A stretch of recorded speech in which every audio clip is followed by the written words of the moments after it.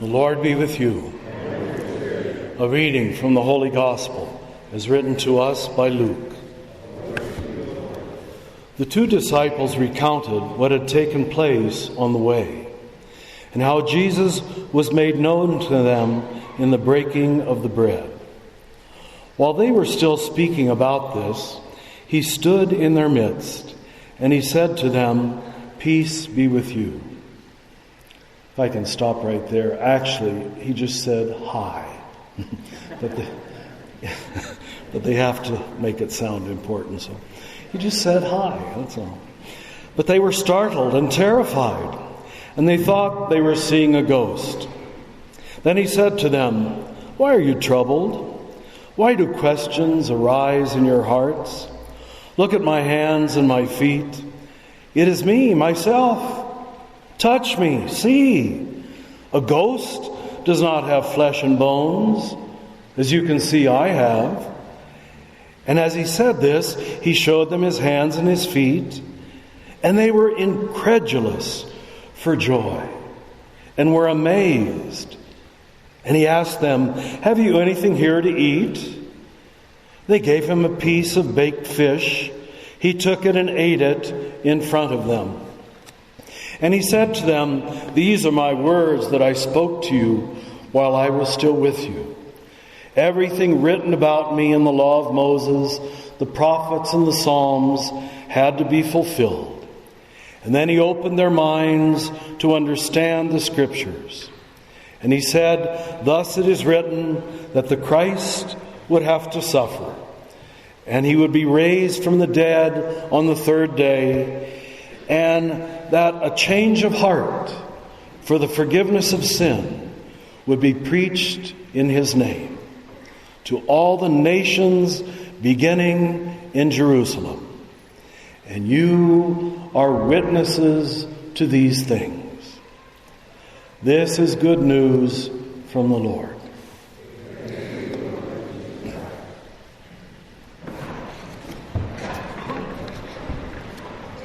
So before we dive into Luke's Gospel, let's point out one line from the first reading, the Acts of the Apostles, which was also written by Luke. And after accusing, somewhat condemning, his own people for killing Jesus, then he has this unusual line which might have slipped right by you. He says, "But I know you did this in ignorance. You did not know what you were doing." He is mirroring, of course, what Jesus said on the cross. And he says, "Your leaders did not know what they were doing." You see, whenever we do evil things, we're basically unconscious. We don't know what we're doing. If you were conscious, fully conscious, you would always love. But they were unconscious. Now, the amazing thing is, what is this new spirit abroad in the world that allows Luke to talk that way? That allows him to forgive? There is not the usual call for vengeance, recrimination, punishment, will get even. This is what you would expect. But in fact, he lets them off the hook. So that moves us to the Gospel, to describe or try to describe what is this new spirit in the world. Well, remember, most ancient peoples, they didn't think like we do with concepts and abstractions and abstruse ideas. They just told stories. And they knew the story, and that would let them hold on to the truth. So if you were going to tell a story that would try to communicate how this new spirit is in the world, you couldn't find a much more perfect one than this. And he tells the story in this way. First of all, we have Jesus, you were here last Sunday, I'm sure. Last Sunday preceded this one. And we have them happening at the same time. So suddenly we have a Jesus who is bilocating. He's in two places at the same time. So this tells us something. This Jesus is not physically localized in one place anymore. He's everywhere. They would have got that immediately.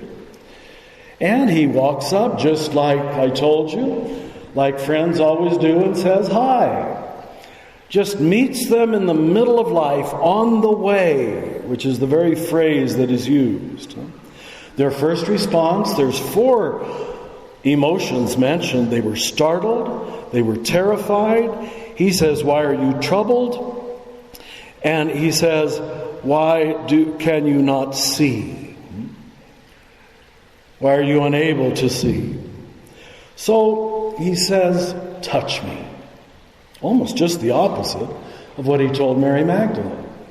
He told her, "Don't touch me." But that's another sermon. We'll have to wait for a Sunday why he said that. But to these men, he says, "Touch me. Touch my hands and my feet.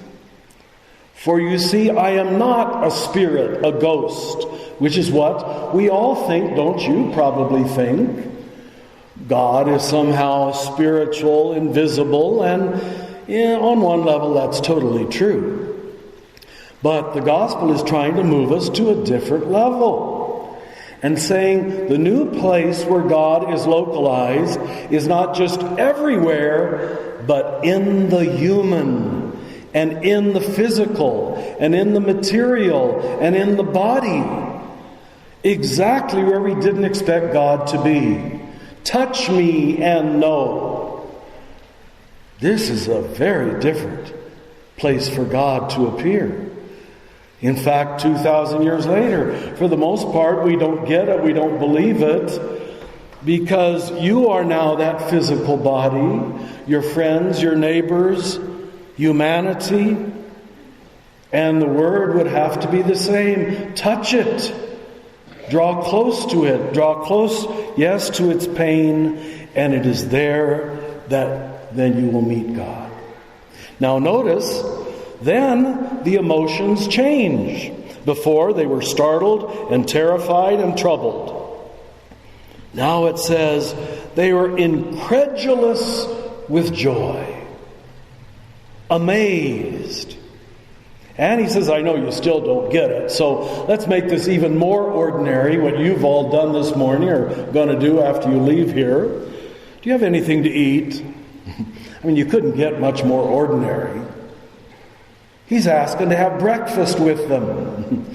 This is God entering the ordinary, oh so daily world. And he took it and he ate it right in front of them. Oh my God, this is not the risen Christ we expected. He doesn't appear to be very risen at all. He's eating. I remember when I was studying the resurrection 30 years ago in the seminary, or 40 I guess it was. And our systematics professor, he said, if you'd been standing outside the tomb on Easter Sunday morning, what do you think you would have seen? And of course, raised with the usual Christian art, we thought the stone would roll away, which I guess it did. And Jesus would step out holding a big flag. He's always holding a flag. There's never anything on the flag. I don't know why. I'm trying to figure that out. But he's risen, and he's happy, of course. But he's back in his old body. He says, no, that misses the whole point. He's not back in his old body. He takes on a new body, which is the universal body. And so, if you had stood there, if a video camera had been at the resurrection, probably what you would have seen was like a strobe light of this Jesus body moving beyond one moment of space and time to everywhere. This Jesus can no longer be localized in one place precisely because he's every place. And that means, and dare we believe it, right now in this room.